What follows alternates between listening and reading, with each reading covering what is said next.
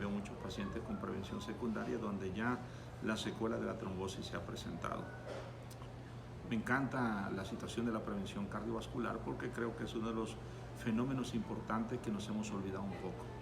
Posiblemente el reto cultural que tenga la situación del cambio en el estilo de vida en todo el mundo, pero en especial en Latinoamérica, no es nada sencillo.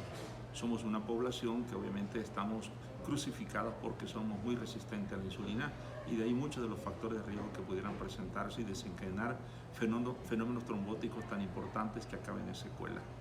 Soy médico internista también y aparte hice alguna especialidad de hemodinamia, la cual no practico por cuestiones de salud, pero me gusta mucho la interacción que existe entre muchas de las especialidades que nos dedicamos a ver la secuela del impacto de la trombosis. En el servicio de cardiología de este hospital, del Instituto Nacional de Enfermedad Respiratoria, vemos muchos pacientes quizá con mucha patología pulmonar, pero también implicaciones relacionadas con los cuadros de trombosis. Pero yo creo que hablando específicamente del tema Saraí, gracias por la pregunta, yo creo que hay muchas cuestiones que se podrían decir al respecto. Es bien sabido por todos, yo creo que todo el mundo lee, no solamente en la situación de tipo de lo que se vive en el mundo, porque la enfermedad cardiovascular, en la muerte por enfermedad aterosclerótica es la principal causa de muerte en el mundo occidental. Yo creo que no hay ninguna cuestión a dudas que esto se presente y que obviamente pues tenga ese impacto que nosotros tenemos. Los que nos dedicamos al área no solo de cardiología, de medicina preventiva, de unidades familiares, de médicos internistas, en fin, todo ese grupo tan heterogéneo que se dedica a la prevención cardiovascular, yo creo que tiene que conocer un poco más alrededor de ello. El impacto de todo lo que conocemos y sabemos, por supuesto, yo creo que queda pero muy por abajo de lo que nosotros podamos pensar. Quizá cuando nosotros nos enfrentamos a la secuela de la trombosis, como el infarto del miocardio, o a un estado de muerte súbita, o a otras situaciones especiales en enfermedad cardiovascular, creo que nos dedicamos prontamente al impacto que puede tener la repercusión. Posiblemente no pensamos tanto en el mecanismo de sustrato que está complicando la enfermedad tromboembólica heterogénica. Yo creo que esas son las situaciones que nosotros tenemos que valorar. A lo largo del tiempo posiblemente, y desde 1988, cuando Debut dijo que la oclusión en el infarto del miocardio por un trombo, posiblemente nosotros se revolucionó mucho, no solo la medicina en el armamentario terapéutico, sino también en cuestiones relacionadas, porque vinieron trombolíticos, vinieron antiagregantes, vinieron los stent en el 90 y tantos, en los inicios, y que eso obviamente vino a revolucionar mucho la mortalidad cardiovascular. Es bien sabido por nosotros que en enfermedad cardíaca el fenómeno trombótico está implicado no solamente en el impacto de la enfermedad cardiovascular aterogénica en las coronarias, sino también está implicado en ese trombo que se encuentra en el ventrículo cuando hay una alteración en la movilidad del ventrículo izquierdo y se presenta un trombo. Quizás los mecanismos sean totalmente diferentes y a lo mejor pensamos más en la anticoagulación que en el impacto que pueda tener y del por qué se formó el trombo, si fue la éstasis o qué fue lo que condicionó esa situación. Otra, cuando se ponen válvulas protésicas mecánicas, principalmente a nivel mitral, donde casi siempre van a ser mecánicas y tienen un alto perfil de riesgo trombogénico, ¿qué es lo que sucede realmente en la válvula? Posiblemente no nos preocupa tanto el fenómeno trombótico, sino nos preocupa más el impacto de la trombosis, que se ocluya la válvula y que complique la mortalidad de nuestros pacientes. Es factible que algunas situaciones por respecto a la fibrilación auricular, esta arritmia de la edad adulta, que puede complicar en 1 de cada 5 la situación de enfermedad vascular embólica y que obviamente ese flujo turbulento que se presenta cuando esta arritmia se tiene, pues complica mucho. ¿Qué nos fijamos más? ¿En el aspecto de la secuela del evento embolígeno, el tratar, el controlar la frecuencia, o nos fijamos más en el mecanismo patológico?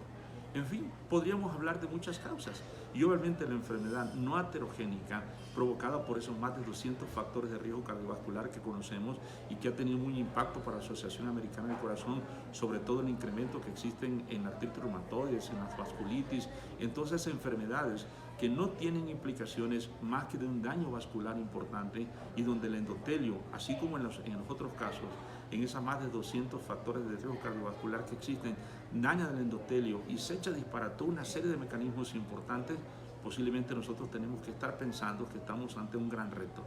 Desconocemos prácticamente, a pesar del estudio genómico, del estudio de esta nueva ciencia que viene con el estudio de las proteínas para saber quién más tendrá riesgo para tener un fenómeno trombótico, en este momento la actualidad es totalmente diferente. contamos con un armamentario terapéutico que posiblemente lo tenemos a la mano, posiblemente en la cuestión económica para países latinoamericanos conlleva un impacto de riesgo cardiovascular. Quizá nunca nos hemos puesto a pensar que la mortalidad cardiovascular es más fácil prevenirla que tratarla, posiblemente desde el punto de vista económico. Los insumos que se gastan en servicios de salud en países latinoamericanos para el control y el seguimiento de un infarto, tratamientos, seguimientos, etcétera, conlleva mucho más alto costo económico que tratar la medicina preventiva. Pero por supuesto, todo ese tipo de situaciones estamos totalmente en desventaja. Es importante considerar entonces que nosotros, como países latinoamericanos, como médicos que nos dedicamos a la prevención, tenemos que luchar por tratar de evitar la secuela de la trombosis. Yo creo que el impacto que pueda tener todo esto, nosotros tenemos que valorarlo. ¿Y qué decir? ¿Qué estará sucediendo en eso que ya nosotros hemos venido aprendiendo? ¿Por qué luchamos para prevenir los factores de riesgo cardiovascular? Eso es muy ampliamente conocido por la comunidad médica, que si los modificamos, no los modificamos, que si los tratamos, evitaremos que el endotelio se dañe, evitaremos que empiece a formarse una placa, que se agreguen las plaquetas. Esta sustancia o este fenómeno plaquetario que yo creo que no lo hemos conocido del todo porque cada día nos sorprende más y que desafortunadamente ante ese daño de injuria vascular posiblemente qué nosotros tenemos que hacer al respecto. Es factible entonces que controlar la presión, controlar la diabetes, controlar y sobre todo disminuir de peso a un paciente, evitar la resistencia a la insulina, mejorar el perfil lipídico de nuestro paciente, la vida sedentaria, hacer ejercicio, tendrá ese impacto que nosotros requerimos para tratar de evitar que el endotelio se dañe y se eche a andar todo el fenómeno trombótico. Yo creo que la pregunta y la respuesta la conocemos todos. Desafortunadamente, si nosotros vemos cuántos de nuestros pacientes en esos factores de riesgo cardiovascular que nosotros podemos modificar están en metas, posiblemente tenemos que preguntarnos qué estamos haciendo mal. Es muy triste ver cada día más a más pacientes con obesidad, más resistencia a la insulina, a este estado protrombótico y platerogénico que complica todo. Es muy triste ver a diabéticos con más ceguera, con más daño renal y más complicaciones cardiovasculares. En nuestro México, la encuesta nacional de salud determinó más de 70,000 muertes relacionadas a diabetes mellitus con la enfermedad cardiovascular. Entonces estamos ante una gran lucha. Si los latinoamericanos somos muy resistentes a la insulina, tenemos que tener en consideración que este fenómeno de diabetes está cada día más a la mano y por supuesto la enfermedad y muerte cardiovascular. ¿Y qué decir de las alteraciones lipídicas? Por supuesto que cada día es la dieta rica en carbohidratos y ese cambio en el estilo de vida por el cual se lucha y que creo que no lograremos en un futuro muy cercano, tenemos que tratar de mejorarlo para evitar todo ello. Es que me detuve por alguna situación de pensamiento.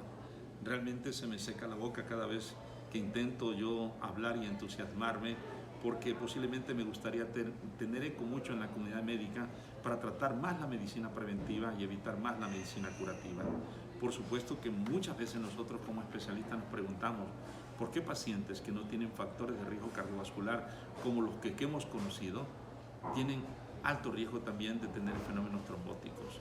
¿Por qué cuando nosotros tratamos de dirigir la mirada a esos factores no los encontramos, no buscamos otra pregunta y que nos conteste sobre todo por qué esos pacientes hicieron un fenómeno trombótico? ¿Qué pasa con el fibrinógeno? ¿Qué pasa con los factores de coagulación? ¿Qué pasa con la proteína C reactiva ultrasensible? ¿Qué pasa con la adiponectina?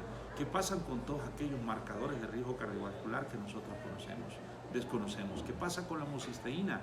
Muy importante a veces en los pacientes con hipertensión, aquellos pacientes con daño renal, lo cual ni siquiera a veces la solicitamos, ni siquiera a veces nos fijamos para tratar de valorar si hay que darle un tratamiento adecuado y tratar de evitar que esos factores de riesgos, reactantes de inflamación, reactantes de inmunidad, etcétera, conlleven un alto de trombosis. Posiblemente nosotros necesitamos estudiar más el fenómeno trombótico. Yo creo que estamos quedándonos cortos en esa situación. Pero cuando nosotros tratamos la secuela y vemos ese impacto, ¿qué más lo que nos preocupa? Dar la aspirina, dar el clopidogrel, dar el ticagrelor, dar los nuevos anticoagulantes orales. ¿Qué más nos preocupa? Si pensamos que con eso va a ser suficiente, pero ¿por qué no preguntarse? Así como en cardiología, ¿por qué muchos pacientes tienen LDL normales y existen y siguen habiendo infartados? ¿Existe un riesgo residual entonces también para el mecanismo de trombosis? Habría que preguntárselo. Hay que hacerse amigo y enemigo de la plaqueta para conocerla bien y para tratar de influir mucho en la situación de ese conocimiento, porque en patología cardiovascular y en especial la cardiológica, este enemigo es muy importante. Secreta una gran cantidad de sustancias.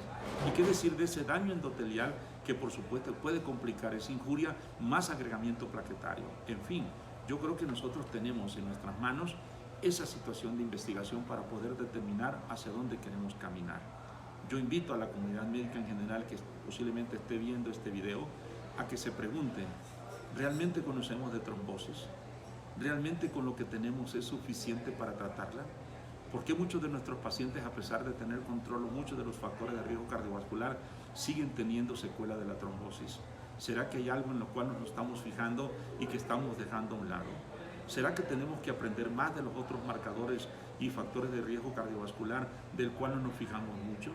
¿Será que hay un prototipo de gen que indicará en un momento dado, y en el estudio de las proteínas, qué paciente será más susceptible a tener riesgo de trombosis y tener esa secuela? Yo creo que es importante que podamos considerar todo ello, porque en enfermedad cardiovascular, a pesar de todo lo que hagamos, sigue habiendo una mortalidad importante. En nuestro país conlleva un alto costo esta prevención secundaria y desafortunadamente mucha de la comunidad médica preferimos que hayan unidades coronarias nuevas, nuevos trombolíticos, pero no fijamos la medida a cambiar ese estilo de vida que culturalmente nos está ganando. Muchas gracias. Desde la Ciudad de México doy las gracias nuevamente al Rincón de la Hemostasia, Saraí, por este espacio. Posiblemente sea muy poco el tiempo que tengamos, pero me gustaría inculcar la inquietud en muchos de los que dedicamos a la prevención cardiovascular y a luchar contra la trombosis, que conozcamos más de esta patología más, y posiblemente estaremos ante un gran reto para poder tratar de vencer a esta situación de alta mortalidad. Muchísimas gracias y un saludo desde México.